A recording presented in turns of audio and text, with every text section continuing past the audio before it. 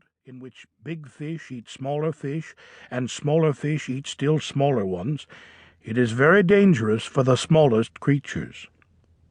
Cod eggs are the size of a very small bead and float unprotected near the ocean's surface. 2 weeks after the eggs arrive, almost all of them have been eaten or destroyed by storms.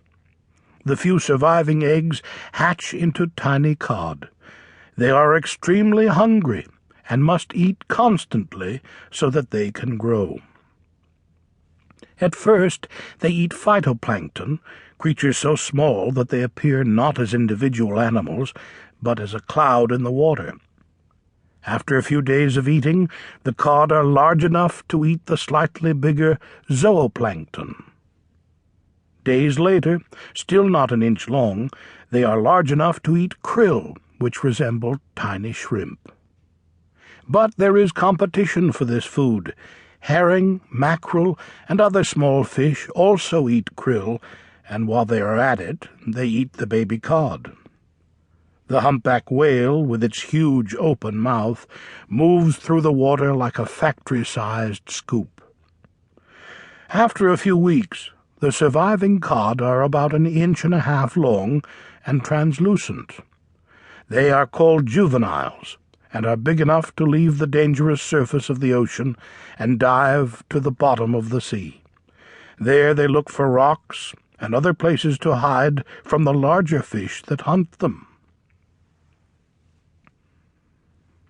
Enemies. If the young cod can stay alive for the first year, they will now be big enough not to fear other fish that swim above them. The cod can swim up and eat smaller fish, or dive back to the bottom and eat mussels and other shellfish. As it is one of the larger fish, few animals will eat the full-grown cod. But they still have 2 deadly enemies. One is the seal. Seals love to eat cod, but they do not like bones. So they bite the cod in the belly and throw the rest away. The other, more deadly enemy of the cod is man. People will eat almost every part of the cod. Some think the head is the most flavorful part, especially the cheeks and the part under the chin that is sometimes called the tongue. People also eat the eggs, stomach, and liver. Oil from the liver is given to children because it is rich in vitamins. Most agree the oil has a horrible taste. In Scotland, cod liver is stuffed in cod stomachs and called crappinmuggy, a name that sounds as unappealing as the dish itself.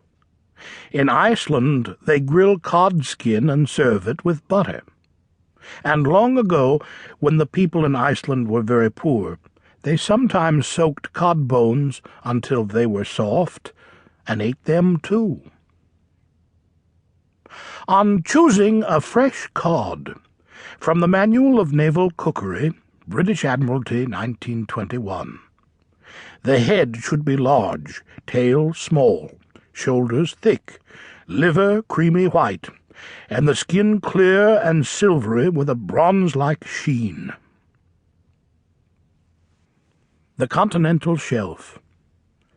It is easy to imagine that the ocean is full of fish, but we only think that because fish live near us, close to the land.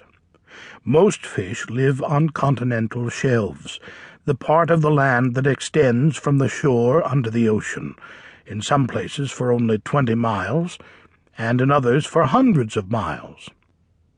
In that shallower water, sunlight helps tiny sea organisms grow and become food for fish like cod. Crossing the Atlantic Ocean from America to Europe, a boat sails past many fish when it first leaves America. Then, once it goes beyond the North American continental shelf, it may go for days without being near a fish. As it gets close to Europe, approaching the European shelf, fish appear again.